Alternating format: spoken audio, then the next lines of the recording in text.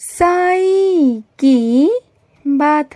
बच्चे बस बहुत हुआ, अब बहुत हुआ मेरे बच्चे। आज से ही तुम्हारा बुरा वक्त समाप्त होगा मेरे बच्चे, और तुम्हारी तरफ खुशियाँ खिंची चली आएंगी मेरे बच्चे। अब तुम देखते जाओ, तुमने जो अपनी साईं की इतनी सेवा की है, अब तुम्हें भी नहीं पता कि तुम अपने साईं की इतनी कृपा प्राप्त कर चुके हो, इतना सारा आशीर्वाद प्राप्त कर चुके हो कि अब तुम्हारी जिंदगी में खुशियाँ ही खुशियाँ आएंगी और तुम्हारा बुरा वक्त समाप्त हो जाएगा मेरे बच्चे।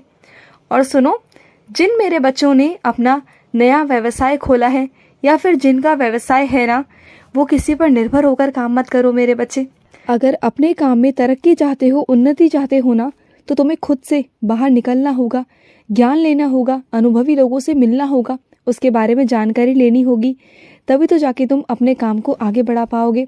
तुम सोचो कि अगर पैसे देकर किसी और से, सहायक कर्मी से काम करवाकर तुम उन्नति प्राप्त कर सकते हो, विकास कर सकते हो, तो ऐसा कभी नहीं होता मेरे बच्चे। तुम्हें खुद अपने कदम आगे बढ़ाने होंगे। और जो तुम्हारी ये संगत है ना, दोस्ती वाली, इसे छोड़ना होगा, क्योंकि वो सही रास्तों पर तुम्हें नहीं लेके जाते। असली दोस्त पता है क्या होता है? कि तुम्हें कुकर्म करने से रोके, गलत रास्तों पर जाने से रोके, गलत चीजें करने से रोके, लेकिन वो तो तुम्हें धकेलते हैं।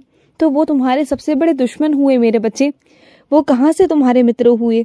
वो तो तुम्हारे दुश्मन हैं, जो तुम्हें कभी रोकते नहीं, टोकते नहीं और तुम्हारी जिंदगी को दांव पर लगा कर रखा हुआ है।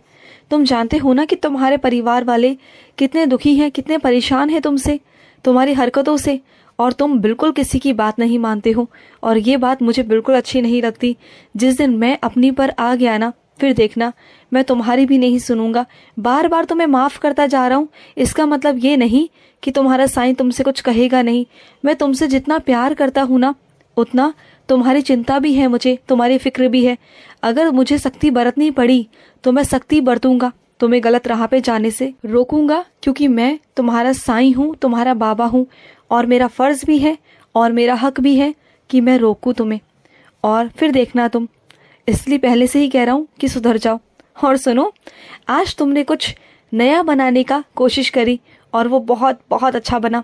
जब तुम बना रहे थे ना, तो तुमने मुझसे कहा था कि साईं अच्छे से बन जाए, अच्छे से हो जाए, लाज रह जाए। देखो कितना अच्छे से बनाना, और सबने खाया, मैंने भी खाया, मुझे भी बहुत बहुत स्वादिष्ट लगा मेरे बच्चे। तुम्हारे हाथ का वैसे भी भोजन बहुत स्वादिष्ट होता है मेरे बच्चे। और सुनो, मैं जानता हूँ इस संसार से ना, ये संसारिक माता पिता तुमसे छिन गए हैं और तुम इस धरती पर अकेला महसूस करते हो। तो सुनो मेरे बच्चे, तुम अकेले नहीं हो। चाहे तुम्हारा कोई साथ दे ना दे, रिश्तेदार साथ दे ना दे, लेकिन मैं हूं ना तुम्हारा साईं। तुम्हारे माता पिता मेरे पास हैं, मेरे चरणों में हैं। तुम क्यों चिंता करते हो? लेकिन तुम्हारा ध्यान रखने को मैं हूं ना, मैं आ गया हूँ उनकी जगह पर। अब मैं माता और पिता दोनों का फर्ज निभाऊंगा, तुम चिंता मत करना। और अगर कहोगे ना तो मित्र भी बन जाऊंगा, तुम कहोगे तो तुम्हारा सहायक भी बन जाऊंगा। कुछ कहो तो सही, मदद तो मांगो, मुझसे कहो, मैं तुम्हें दूंगा। और जिस चीज़ को लेने में तुम्हें पैसे की कमी आ रही है ना, वो नहीं आएगी, वो पूरी हो जाएगी, चिंता मत करो।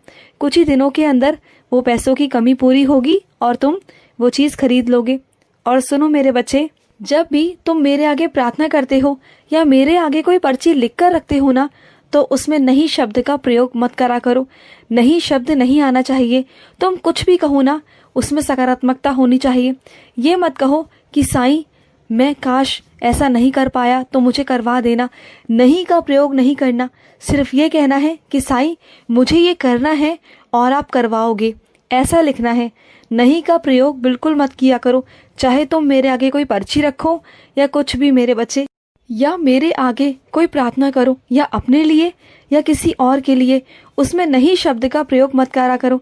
क्योंकि उसमें दो बातें हो जाती हैं मेरे बच्चे, कि तुम ऐसा करना चाहते हो लेकिन नहीं कर पा रहे हो, तो ऐसा मत कहो।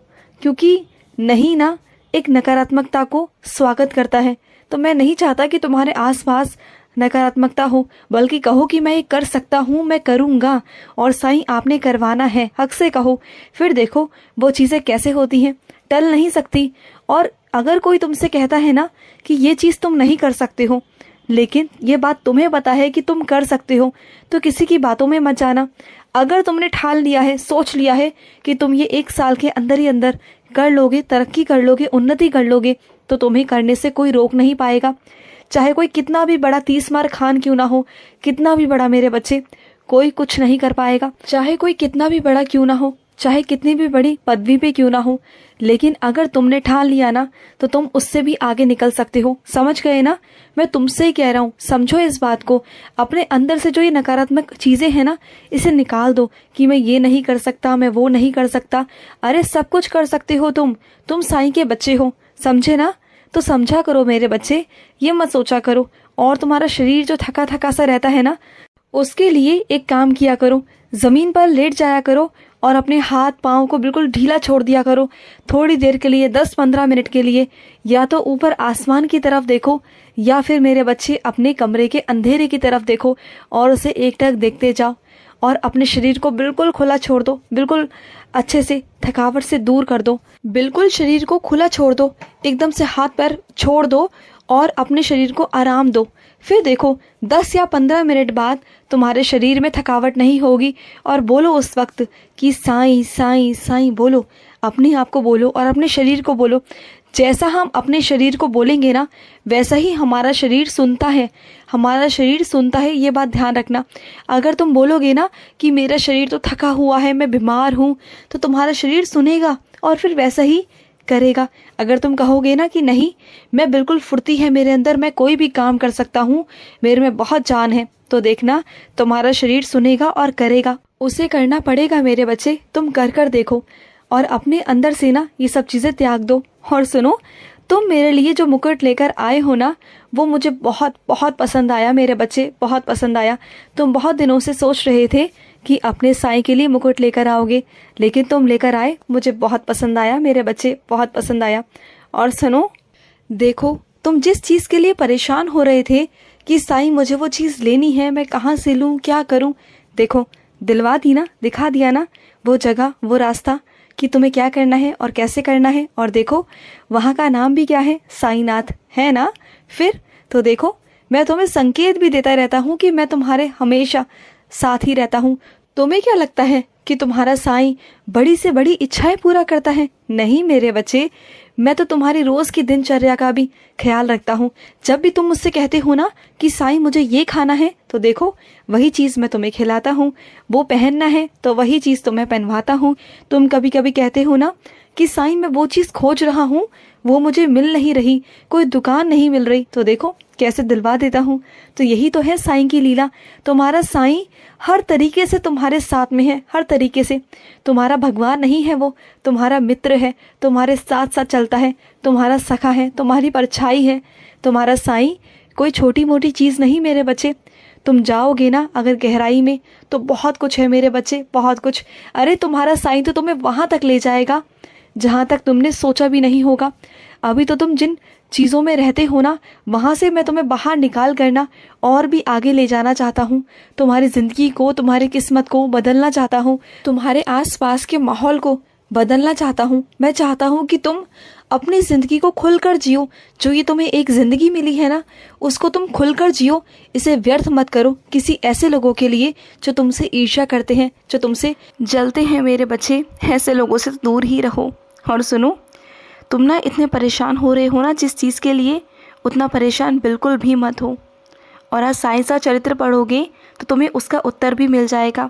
जिस चीज़ के लिए परेशान हो ना, परेशान बिल्कुल भी मत हो, सब हो जाएगा। जैसा तुम चाहते हो बिल्कुल वैसा ही हो जाएगा। तुम बिल्कुल परेशान मत हो, डट कर सामना करो परेशानियों का। समस्याओं का हल मेरे पास है, तुम्हारे बाबा के पास। तुम बिल्कुल चिंता मत करो, तुम्हें वहाँ से निकाल दूँगा मैं। और सुनो, मेरी तस्वीर के आगे ना तुम दीपक ज़रूर जलाना। आज मैं तुम्हें कोई लीला दिखाऊंगा। उस दीपक के अंदर तुम्हें दर्शन होंगे, और किसके दर्शन होंगे ये मैं तुम्हें उसी वक्त बताऊंगा। अभी बस तुम मेरी लीला देखो, तुम बस चौंक जाओगे, अचंभे रह जाओगे। देखना तुम दीपक जलाना मेरे आगे। खुश रहो। आज का मध्याह्न साई संदेश समाप्त हुआ।